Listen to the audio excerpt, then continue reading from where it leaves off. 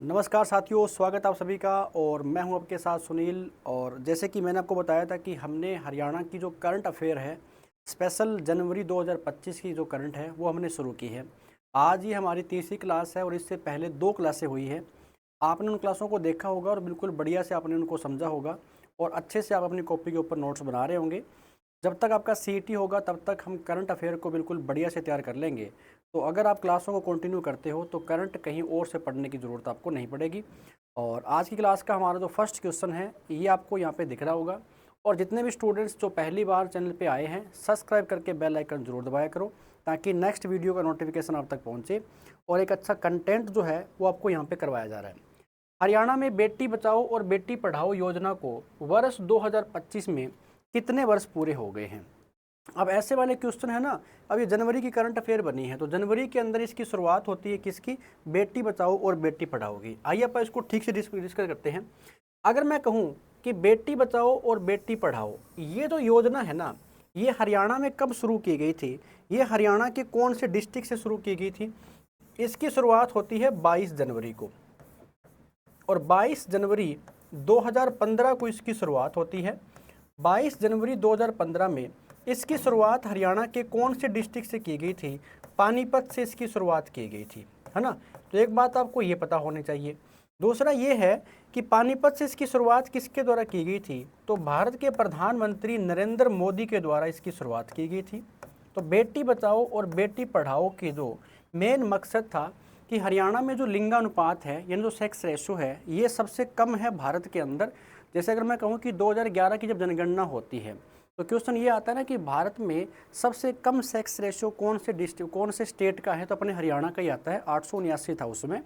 इसीलिए हरियाणा से ही एक योजना को शुरू किया गया था कि बेटी बचाओ और बेटी पढ़ाओ। तो ये योजना तो शुरू हुई थी पानीपत से, कब, 2015 के अंदर। अब इसने पूछा है कि इस योजना को चलते हुए 2025 में कितने वर्ष पूरे हो गए हैं। तो सीधी सी बात आपको दिख रहा होगा ऑप्शन नंबर डी जो है ना, ये हमारा करेक्ट है। इस योजना को चलते हुए टोटल कितने वर्ष पूरे हो गए हैं, 10 वर्ष यहाँ पर पूरे हो गए हैं। यानी अभी जो 22 जनवरी 2025 गया है, 22 जनवरी 2025 जो है, इस योजना को चलते हुए कितने वर्ष पूरे हो गए हैं, 10। और इसमें ना हरियाणा का जो लिंगानुपात है, खास करके एक तो सिरसा डिस्ट्रिक्ट का जो लिंगानुपात है इसके बारे में जिक्र किया गया है कि काफ़ी इंक्रीज हुआ है। और एक जो यमुनानगर है ना, इसके लिंगानुपात का यहाँ पे डिस्कस किया गया है। तो अगर हम कहें कि यमुनानगर कितना रहेगा, तो इसका जो दिखाया गया है 939 भी, 1000 लड़कों के पीछे लड़कियां कितनी हैं, 939 है। और यहाँ पर सिरसा के अंदर है 936। तो 936 जो आंकड़ा रहा है ना, ये इसी योजना के चलाने के बाद रहा है। कहने का मतलब हरियाणा में इस योजना ने बड़ा सहयोग किया है कि बेटी बचाओ और बेटी पढ़ाओ। लेकिन अभी इस योजना का नाम भी चेंज कर दिया गया है। नाम क्या कर दिया गया है, इसका नाम कर दिया गया है बदलाव के नाम से। तो ये पॉइंट भी आपको पता होना चाहिए कि बेटी बचाओ और बेटी पढ़ाओ जो योजना है उसका नाम क्या कर दिया गया है, बदलाव। यानी आपकी बेटी विजय लक्ष्मी और धन लक्ष्मी के नाम से आता है। तो ये नाम भी नोट कर लेना। और ऐसे भी क्वेश्चन आता है कि हरियाणा में बेटी बचाओ और बेटी पढ़ाओ की ब्रांड एम्बेसडर अभी कौन है, तो ये आपने कमेंट करके मेरे को बताना है ताकि पता लगे कि आप लोगों की तैयारी कितनी की है। ठीक है, तो बेटी बचाओ और बेटी पढ़ाओ योजना की ब्रांड एम्बेसडर कौन है आप बताओगे। और इस योजना को चलते हुए कितने वर्ष पूरे हो गए हैं, 10 वर्ष यहाँ पर पूरे हो चुके हैं। आइए आगे चलते हैं। अगला क्वेश्चन इसने पूछा है कि जनवरी 2025 में हरियाणा के कितने खिलाड़ियों को अर्जुन पुरस्कार से सम्मानित किया गया है। जनवरी 2025 की बात है और हरियाणा के कितने खिलाड़ी ऐसे हैं जिनको अर्जुन पुरस्कार से सम्मानित किया गया है। अभी देखिए जनवरी महीने के अंदर, और वो भी डेट भी कौन सी याद रखनी है, 17 जनवरी 2025। 17 जनवरी 2025 ये वो दिन है जिस दिन प्रेसिडेंट ऑफ इंडिया, भारत के जो राष्ट्रपति है, प्रेसिडेंट ऑफ इंडिया भारत के राष्ट्रपति ने सम्मानित किया है। ठीक है, अब इसने पूछा है कि जनवरी 2025 में हरियाणा के कितने खिलाड़ी हैं। तो अगर मैं कहूं कि कुल भारत के कितने खिलाड़ी हैं, इसमें जब खिलाड़ियों का जिक्र हो रहा है ना, अगर आपसे पूछे कि कुल कितने खिलाड़ी हैं, तो कुल जो भारत के खिलाड़ी है ना वो यहाँ पर आपने याद कर लेने हैं। टोटल तो है 32 खिलाड़ी। टोटल कितने हैं, 32। लेकिन 32 में से हरियाणा के खिलाड़ी कितने हैं, 32 में से हरियाणा के जो खिलाड़ी हैं, हरियाणा के कितने खिलाड़ी हैं जिनको ये वाला पुरस्कार दिया गया है, तो हरियाणा के टोटल 11 खिलाड़ी इसके अंदर आ जाते हैं। यानी इसके हिसाब से हमारा ऑप्शन कौन सा हो जाएगा, ऑप्शन नंबर डी हमारा करेक्ट है। 11 जो ऑप्शन आपको यहाँ पे दिख रहा है ना, ये याद कर लेना है। तो हरियाणा के कितने खिलाड़ियों को अर्जुन अवार्ड से सम्मानित किया गया है, तो हरियाणा के 11 खिलाड़ियों को दिया गया है। जैसे अगर मैं कहूँ इनके जो नाम है, अगर कुछ का याद रख लोगे, जैसे नीतू घनघस, नीतू घनघस जो है ना, ये काफ़ी बार एग्जाम के अंदर क्वेश्चन आया हुआ है, नीतू घनघस, ठीक है, नीतू घनघस, ठीक है। अमन सहरावत, अमन सहरावत, ये भी नोट कर लेना, अमन सहरावत को भी, ठीक है। स्वीटी बूरा, स्वीटी बूरा, तो मेन नाम है वो आपने अच्छे प्रकार से याद कर लेने हैं। संजय मलिक, संजय मलिक, ठीक है ना, संजय मलिक। सरबजोत सिंह, और शायद सरबजोत सिंह को तो मैंने कल परसों क्लास में करवाया था कि सरबजोत सिंह जो है ये कौन से खिलाड़ी है, तो ये शूटिंग के खिलाड़ी है, और इनको 2024 पैरा ओलंपिक में कौन सा पदक हासिल किया था, कांस्य पदक। तो कौन सा पुरस्कार दिया गया था, अर्जुन अवार्ड। और अर्जुन अवार्ड की शुरुआत अगर आपसे पूछ ले कि कब होती है, तो अर्जुन अवार्ड की शुरुआत होती है 1961, 1961 में इसकी शुरुआत होती है। तो ये पॉइंट नोट कर लेना। और भारत के कुल कितने खिलाड़ियों को दिया गया है, 32 खिलाड़ियों को। 32 में से हरियाणा के कितने खिलाड़ी हैं, तो हरियाणा के हैं 11 खिलाड़ी। 11 में से जो मेन नाम मैंने आपको लिखवा दी हैं, ठीक है। तो नीतू घनघस है, अमन सहरावत है, स्वीटी बूरा है, संजय मलिक है और सरबजोत सिंह है। ये वो व्यक्ति है जिनको कौन सा पुरस्कार दिया गया है, अर्जुन पुरस्कार दिया गया है। तो ऑप्शन नंबर कौन सा हो जाएगा हमारा, ऑप्शन नंबर डी हमारा करेक्ट है। आइए आगे बढ़ते हैं, और उम्मीद है कि जो मैं करंट अफेयर करवा रहा हूँ ये आपको बिल्कुल बढ़िया समझ में आ रही होगी। किसी प्रकार की कोई डाउट हो तो आप कमेंट में लिख देना, ठीक है।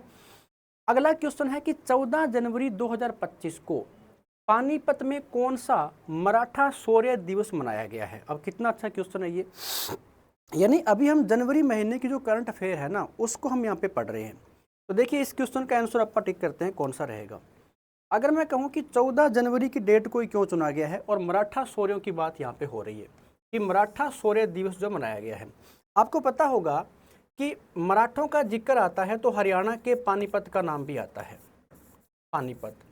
और पानीपत की अगर हम बात करें तो पानीपत के अंदर, या पानीपत की जो तीसरी लड़ाई हुई थी, पानीपत की जो तीसरी लड़ाई होती है, या जो पानीपत का तीसरा युद्ध हुआ था, पानीपत का तीसरा युद्ध, ये कब लड़ा गया था, ये हुआ था 14 जनवरी 1761 को।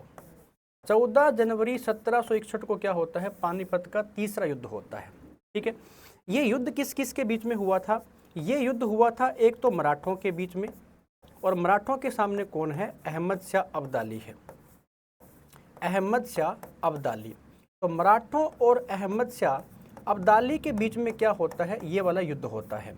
और इस युद्ध के अंदर हार किसकी होती है, तो मराठों की हार होती है यहाँ पर, ठीक है ना। हार किसकी होती है, मराठों की हार होती है।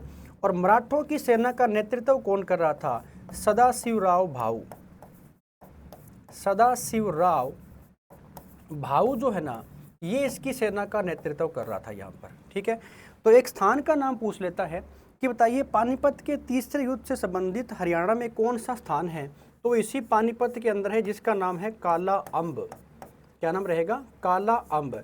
ऐसा कहा जाता है कि यहाँ पर एक आम का पेड़ था, और जब मराठों का रक्त यहाँ पर बहा, यानी इस युद्ध के चलते उस पेड़ का जो कलर है वो कैसा पड़ गया था, काला पड़ गया था। तो याद कर लेना, ये पानीपत की तीसरी जो लड़ाई है ना, वो कब होती है, 14 जनवरी 1761 को होती है।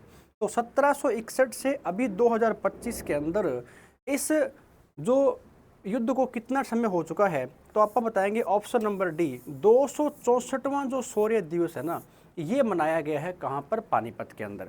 तो 14 जनवरी की डेट क्यों याद रखनी है, क्योंकि 14 जनवरी के दिन क्या होता है, पानीपत का तीसरा युद्ध शुरू हुआ था, और 1761 की बात थी वो। तो तीसरा युद्ध होता है 1761 के अंदर। तो 264वां इन्होंने क्या बनाया है, अपना शौर्य दिवस यहाँ पे मनाया गया है। तो ये बात कहाँ की रहेगी, पानीपत की बात यहाँ पर रहने वाली है, ठीक है ना। याद कर लेना। और एक पॉइंट यहाँ पर हो रहता है, जब ये सूर्य दिवस मनाया गया है तो यहाँ पर मुख्य जो अतिथि है, चीफ गेस्ट, मुख्य अतिथि किसको बुलाया गया है, तो मुख्य अतिथि का नाम याद रख लेना, उनका नाम है देवेंद्र फडणवीस। देवेंद्र फडणवीस, ठीक है ना, देवेंद्र फडणवीस। और देवेंद्र फडणवीस कौन है, ये है महाराष्ट्र के सीएम। देवेंद्र फडणवीस कौन है, महाराष्ट्र के सीएम। महाराष्ट्र के जो सीएम मुख्यमंत्री हैं उनको यहाँ पर मुख्य अतिथि के रूप में बुलाया गया था। तो मुख्य अतिथि कौन रहे हैं, देवेंद्र फडणवीस रहे हैं। घटना कब की है, तो 16 जनवरी की है। कहाँ पर, पानीपत के अंदर। हो जाएगा। आइए नेक्स्ट पे चलते हैं। राज्य सरकार ने अगले 5 वर्ष तक कितने सक्षम आंगनवाड़ी केंद्र विकसित करने का लक्ष्य रखा है। अब देखो, यानी यहाँ पर सक्षम जो आंगनवाड़ी है ना, उनकी बात यहाँ पर हो रही है। और स्टेट गवर्नमेंट ने कहा है कि हम अगले 5 वर्ष तक हरियाणा के अंदर टोटल कितनी जो आंगनवाड़ी है ना, वो हम बनाने वाले हैं। तो 3000, 2000, 10,000 या फिर 8,000। तो इसमें हमारा जो ऑप्शन रहेगा, ऑप्शन नंबर सी हमारा करेक्ट है।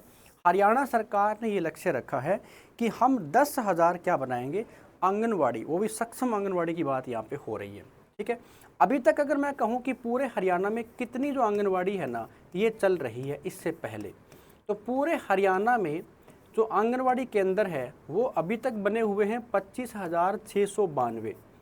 ठीक है ना, 25,692 आंगनबाड़ी केंद्र बने हुए हैं।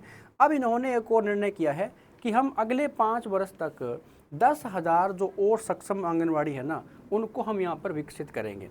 और इसके तहत एक योजना बनाई गई है क्या, यानी इसमें ये भी कहा गया है कि जो गाँव की महिला सरपंच है, गाँव की जो महिला सरपंच है ना, जितने भी गांव हैं और उनमें जहाँ पर महिला सरपंच है, तो गांव की महिला सरपंच को क्या बनाया जाएगा, उसी गांव का बेटी बचाओ और बेटी पढ़ाओ का ब्रांड एम्बेसडर।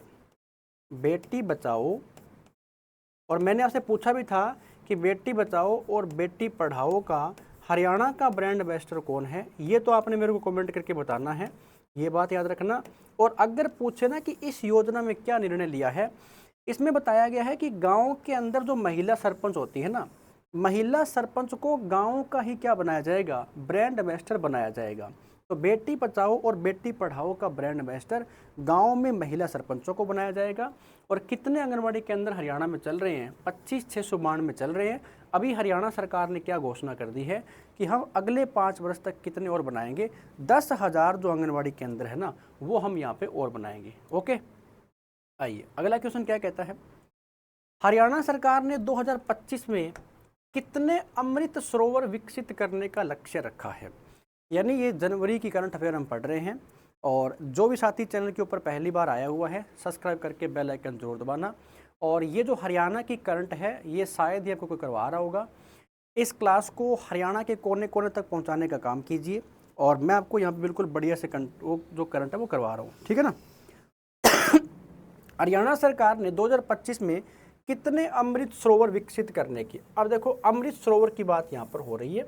और अमृत सरोवर को मैं अगर कहूँ तो तालाब की बात यहाँ पर हो रही है, ठीक है ना। सीधी सी बात है कि यहाँ पे किसका जिक्र हो रहा है, तालाब का बात हो रहा है, हरियाणा सरकार की बात हो रही है।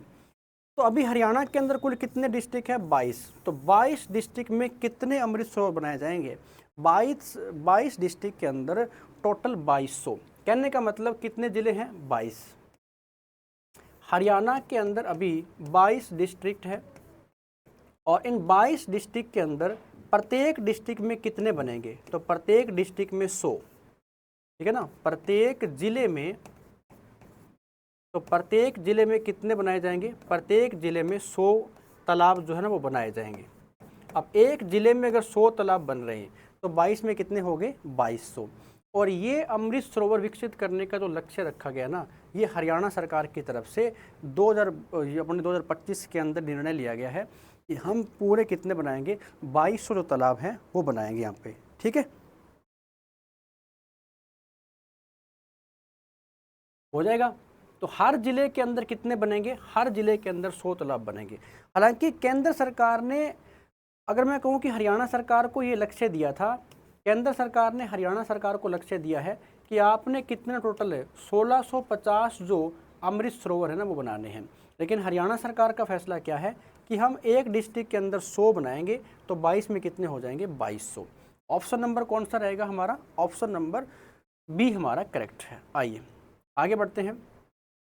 युवा दिवस के अवसर पर 2025 में हरियाणा के मुख्यमंत्री ने कितनी जिम का उद्घाटन किया है। अब देखो यहाँ पर बात किसकी हो रही है, युवा दिवस की बात हो रही है। और अगर मैं आपसे बता देता हूँ कि जनवरी महीने के अंदर जितने भी इम्पोर्टेंट डे है, जैसे सबसे पहले आपसे पूछे, हम बात कर लेते हैं युवा दिवस की, तो 12 जनवरी को अपन लोग क्या बनाते हैं, राष्ट्रीय युवा दिवस। 12 जनवरी को क्या मनाया जाता है, राष्ट्रीय युवा दिवस मनाया जाता है। राष्ट्रीय युवा दिवस कब मनाते हैं, 12 जनवरी को मनाते हैं। और 12 जनवरी को जो स्वामी विवेकानंद का जन्मदिन है, स्वामी विवेकानंद है ना, तो स्वामी विवेकानंद है ना, उनके याद में क्या मनाया जाता है, राष्ट्रीय युवा दिवस। याद रखना यहाँ पर। इसी प्रकार से आपसे पूछ लेगा, जैसे क्वेश्चन आता है कि 15 जनवरी को कौन सा डे मनाते हैं, तो 15 जनवरी को होता है आर्मी डे।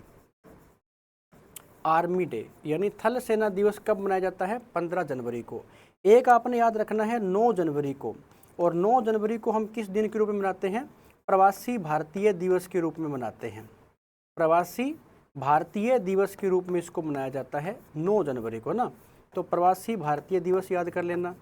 ऐसे क्वेश्चन आपके सामने आ जाएगा कि बताइए 23 जनवरी जो है ना, इसे आप किस रूप में मनाते हैं, तो पराक्रम दिवस के रूप में मनाया जाता है। 23 जनवरी को पराक्रम दिवस के रूप में मनाया जाता है। ठीक है, ऐसे आपने याद कर लेना है कि 25 जनवरी जो है, इसे आप किस दिन के रूप में मनाते हैं, तो राष्ट्रीय मतदाता दिवस। राष्ट्रीय मतदाता दिवस जो है ना, ये कब मनाते हैं, तो राष्ट्रीय मतदाता दिवस ये हम मनाते हैं 25 जनवरी को। ठीक है, और ऐसे क्वेश्चन बन जाएगा कि 26 जनवरी जो है, इसे हम लोग किस दिन के रूप में मनाते हैं, तो गणतंत्र दिवस के रूप में। भाई गणतंत्र दिवस के रूप में कब मनाते हैं, 26 जनवरी को मनाया जाता है। और एक पॉइंट आपने याद कर लेना है कि जो 30 जनवरी है, इसे हम लोग किस रूप में मनाते हैं, तो 30 जनवरी को अपन लोग मनाते हैं यहाँ पर कुष्ठ निवारण दिवस के रूप में। ठीक है ना, कुष्ठ निवारण दिवस। तो ये पॉइंट नोट कर लेना, ये है इंपॉर्टेंट डे किस महीने के, जनवरी के। लेकिन अब इसने कहा है कि युवा दिवस के अवसर पर, तो युवा दिवस का मतलब कौन सा हुआ, 12 जनवरी 2025। तो 12 जनवरी 2025 के दिन, ठीक है, ये जो आयोजन किया गया है हरियाणा सरकार के द्वारा, कहाँ पर इसका आयोजन किया गया है याद रखना। तो हरियाणा के मुख्यमंत्री ने कितनी जिम का, तो लगभग 250, 250 जिम का जो है ना, यहाँ पर क्या किया है, उद्घाटन किया था। ठीक है, तो 12 जनवरी को हम क्या बनाते हैं, अंतर्राष्ट्रीय युवा दिवस मनाते हैं। और ये युवा दिवस किसकी याद में है, तो स्वामी विवेकानंद की याद में मनाया जाता है। ठीक है, तो जनवरी के जो इंपॉर्टेंट डे है उनको कर लेना। और कितनी जिम का उद्घाटन किया गया है, 250, 250 जिम का जो उद्घाटन है, ये किसके द्वारा किया गया था, ये जो अपने मुख्यमंत्री है, और मुख्यमंत्री का नाम क्या है, नायब सिंह सैनी। ठीक है ना, नायब सिंह सैनी ने इसका उद्घाटन किया है। और कहाँ से किया है, तो पंचकुला डिस्ट्रिक्ट से इसकी शुरुआत की गई है। कहाँ से की गई है, पंचकुला से इसकी शुरुआत जो वो की गई है। तो ये पॉइंट आपने अच्छी प्रकार से कर लेने हैं, जो मैंने करवा दिए हैं। ठीक है, ऑप्शन नंबर कौन सा हो जाएगा, ए हमारा बिल्कुल करेक्ट है। आइए आगे बढ़ते हैं। कुरुक्षेत्र विश्वविद्यालय ने 11 जनवरी 2025 को अपना कौन सा स्थापना दिवस मनाया है। अब किसकी बात हो रही है, कुरुक्षेत्र यूनिवर्सिटी की बात हो रही है।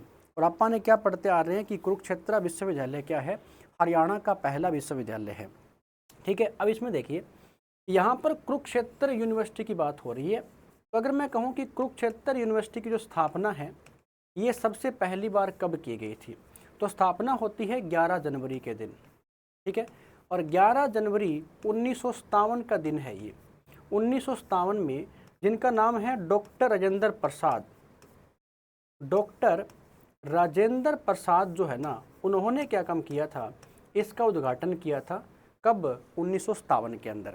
ठीक है, और जब राजेंद्र प्रसाद ने इसका उद्घाटन किया है, तो कौन से विभाग के इसकी शुरुआत हुई थी, संस्कृत विभाग के साथ में इसकी शुरुआत यहाँ पर की गई थी। संस्कृत विभाग के साथ इसकी शुरुआत होती है। तो अभी देखो ये 1957 की बात थी और ये कुरुक्षेत्र विश्वविद्यालय क्या है, ये हरियाणा का पहला विश्वविद्यालय है। यानी हरियाणा की पहली स्टेट यूनिवर्सिटी कौन सी है, कुरुक्षेत्र विश्वविद्यालय ही है। ठीक है, कहाँ पर है, कुरुक्षेत्र के अंदर है। स्थापना 11 जनवरी को होती है 1957 के अंदर। तो अभी कौन सा इन्होंने बनाया है, तो ये पॉइंट आपने नोट कर लेना है।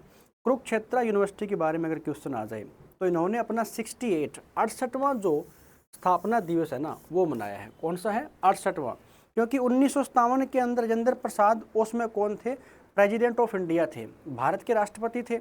और भारत के राष्ट्रपति ने अपने हाथों से क्या काम किया, इसका उद्घाटन किया था। तो ये कब हुआ था, ये 11 जनवरी 1957 को राजेंद्र प्रसाद के द्वारा किया गया था। कौन से विभाग के साथ शुरुआत होती है, संस्कृत विभाग के साथ इसकी शुरुआत होती है। अब आपने कमेंट करके बताना है कुरुक्षेत्र यूनिवर्सिटी के जो वर्तमान वीसी है, कुरुक्षेत्र विश्वविद्यालय के वर्तमान में जो वीसी है ये कौन है। क्योंकि देखो वाइस चांसलर जो होते हैं ना उनको याद करना जरूरी है। और मैंने आपको कल भी शायद करवाया होगा कि बहुत सारे विश्वविद्यालय हैं हरियाणा के अंदर जिनके वाइस चांसलर जब आप सीईटी को देने जाओगे ना तो उसमें पढ़ करके जाना। क्योंकि एक क्वेश्चन वाइस चांसलर से बन जाता है कि कौन सी यूनिवर्सिटी का वीसी कौन है। ठीक है, तो कल परसों एक क्वेश्चन भी आया था कि बताइए जो चौधरी नरसिंह बिश्नोई है उनको अतिरिक्त कार्यभार दिया गया था, कौन से विश्वविद्यालय का दिया गया था, सीडीएलयू का दिया गया था। सीडीएलयू कहाँ पर है, सिरसा के अंदर है। ऐसे ही हरियाणा में जितनी भी यूनिवर्सिटी है उनके बारे में अच्छे से यहाँ पे याद कर लेना। अगला जो क्वेश्चन है वो पापा देख लेते हैं कौन सा है। जनवरी 2025 में अंतर्राष्ट्रीय स्तर के 10 लेन के स्विमिंग पूल का जो उद्घाटन है ना ये किस जिले में किया गया है, करनाल में, पानीपत में, कैथल में और झज्जर में। तो 10 लेन का जो अंतर्राष्ट्रीय स्तर का है, देखो बात किसकी हो रही है, इंटरनेशनल लेवल की बात हो रही है, अंतर्राष्ट्रीय स्तर। और ये 10 लेन का क्या बनाया गया है, स्विमिंग पूल का उद्घाटन किया है। तो ये जो उद्घाटन किया गया है ना ये ML खट्टर के द्वारा किया गया था। ML खट्टर कौन है, तो अभी तो ये केंद्रीय मंत्री है लेकिन पहले ये क्या थे, हरियाणा के मुख्यमंत्री थे। ठीक है, तो ML खट्टर जो है इनका चुनाव क्षेत्र पूछे तो कौन सा हो जाएगा, इनका चुनाव क्षेत्र है करनाल। और ये करनाल से क्या है, अभी MP है, मेंबर ऑफ पार्लियामेंट है। हरियाणा में लोकसभा की सीटें कितनी हैं, 10 में से कौन सी आती है, करनाल। और करनाल से MP कौन है, ML खट्टर। तो उन्होंने करनाल के अंदर क्या काम किया है, अंतर्राष्ट्रीय स्तर का 10 लेन वाला जो स्विमिंग पूल है ना इसका उद्घाटन किया है। ठीक है, तो किसके द्वारा किया गया था, ML खट्टर के द्वारा। कहाँ पर, करनाल के अंदर किया गया था। ठीक है, बाकी करनाल, पानीपत, कैथल और झज्जर ये हरियाणा के डिस्ट्रिक्ट है। और एक एक क्वेश्चन यहाँ से आप ऐसे कर लेते हैं, बन सकता है कि जैसे करनाल है इसको आप हरियाणा के पेरिस के नाम से भी जानते हैं, ये क्वेश्चन भी नोट कर लेना। हरियाणा का पेरिस किसको बोलते हैं, तो करनाल को बोलते हैं। या फिर हरियाणा का धान का कटोरा किसको बोलते हैं, हरियाणा में धान का जो कटोरा है ना ये किसको बोलते हैं, धान का कटोरा ये किसको बोलते हैं, तो इसी करनाल को कहा जाता है। ठीक है, ऐसे क्वेश्चन बन जाएंगे करनाल को लेकर के। करनाल बना कब था, तो 1 नवंबर 1966 जिसमें अपना हरियाणा बना था उसमें डिस्ट्रिक्ट कौन सा है, करनाल भी है। तो ये करनाल के बारे में इतनी बातें याद रखना। और ML खट्टर ने क्या काम किया था, करनाल से इसका उद्घाटन यहाँ पे किया था। हो जाएगा यहाँ पर। अगला क्वेश्चन क्या कहता है, आप देख लेते हैं। आइए फिर, हरियाणा के पहले एग्रो टूरिज्म सेंटर का उद्घाटन। अब देखो कितना अच्छा क्वेश्चन है ये।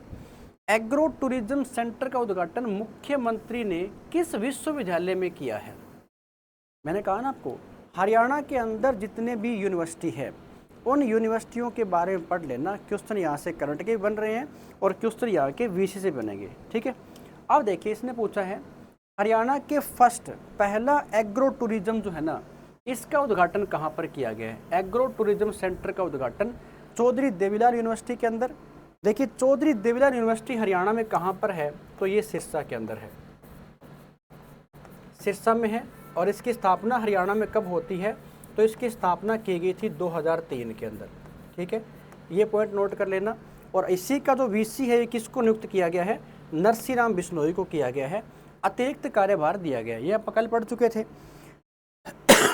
इसका ऑप्शन रहेगा ऑप्शन नंबर B, चौधरी चरण सिंह कृषि विश्वविद्यालय। और चौधरी चरण सिंह कृषि विश्वविद्यालय में मुख्यमंत्री ने क्या काम किया है, हरियाणा का पहला एग्रो टूरिज्म सेंटर बनाया है। अब इसका जिक्र, इसको लिखा आता है CCHAU, यानी चौधरी चरण सिंह हरियाणा एग्रीकल्चर यूनिवर्सिटी। अगर हम कहें इसकी स्थापना कब होती है यूनिवर्सिटी की, आपसे पूछेगा, तो इसकी स्थापना होती है 2 फरवरी 1970 को, ठीक है। और इसकी स्थापना हुई, उसमें नाम क्या था इसका, हरियाणा एग्रीकल्चर यूनिवर्सिटी इसका नाम था। लेकिन इसमें ऐड किया गया था कौन सा, CCHAU। तो CC जो है ना, कब ऐड किया गया था, ये 1991 के अंदर। तो इसका नाम पड़ गया अब चौधरी चरण सिंह हरियाणा एग्रीकल्चर यूनिवर्सिटी। तो 1991 के अंदर ये नाम कर दिया गया था इसका, ठीक है। इसी यूनिवर्सिटी के अंदर हरियाणा के मुख्यमंत्री ने क्या काम किया है, हरियाणा के पहले एग्रो टूरिज्म जो सेंटर है इसका उद्घाटन उन्होंने यहाँ पे किया है, ठीक है। तो हरियाणा का फर्स्ट अगर आपसे पूछ ले तो आपने बता देना है कि कहाँ पर किया गया इसका उद्घाटन, CCHAU के अंदर। और ये कब किया गया है, ये 9 जनवरी 2025, 9 जनवरी 2025 को इसका उद्घाटन किया गया है, ठीक है। महर्षि दयानंद जो विश्वविद्यालय है MDU, ये कहाँ पर है, तो रोहतक के अंदर है। MDU कहाँ पर है, रोहतक के अंदर है। और महर्षि मार्कंडेश्वर जो विश्वविद्यालय है ना, ये है मुलाना के अंदर। ये कहाँ पर है, ये मुलाना के अंदर है। और मुलाना कहाँ पर है, ये अम्बाला के अंदर है। क्वेश्चन ये भी आता है कि हरियाणा की पहली डीम्ड यूनिवर्सिटी कौन सी है, हरियाणा की पहली प्राइवेट यूनिवर्सिटी या डीम्ड यूनिवर्सिटी कौन सी है, महर्षि मार्कंडेश्वर यूनिवर्सिटी है। कहाँ पर, मुलाना के अंदर है ये, ठीक है। तो ये सारी की सारी क्या है, हरियाणा की यूनिवर्सिटी है, जिसमें से चौधरी चरण सिंह हरियाणा एग्रीकल्चर यूनिवर्सिटी कहाँ पर है, तो ये हिसार के अंदर है, ये है हिसार के अंदर। और 9 जनवरी 2025 के दिन हरियाणा के पहले एग्रो टूरिज्म का सेंटर का उद्घाटन किसने किया है, नायब सिंह सैनी के द्वारा किया गया है। और अभी मैंने आपको बताया कि 9 जनवरी को हम लोग किस दिन मनाते हैं, प्रवासी भारतीय दिवस के रूप में मनाते हैं इसे। प्रवासी भारतीय दिवस जो है ना, ये कब मनाया जाता है, ये अपन लोग इसे 9 जनवरी के दिन ही मनाते हैं, ठीक है। हो जाएगा यहाँ तक। तो उम्मीद है कि आज की जो क्लास है ये आपको बिल्कुल बढ़िया समझ में आई होगी और अच्छे से आपने क्वेश्चनों को लिखा होगा। तो हम डेली के 7 से 8 क्वेश्चन जो है ना करंट के, वो हम कर रहे हैं। यानी जब तक आपका CT आएगा ना, तो करंट अफेयर आपको मैं करवा दूंगा बिल्कुल बढ़िया से। बस आप इनको लिखते रहिए और सेशन को थोड़ा शेयर कर दिया करो, ठीक है।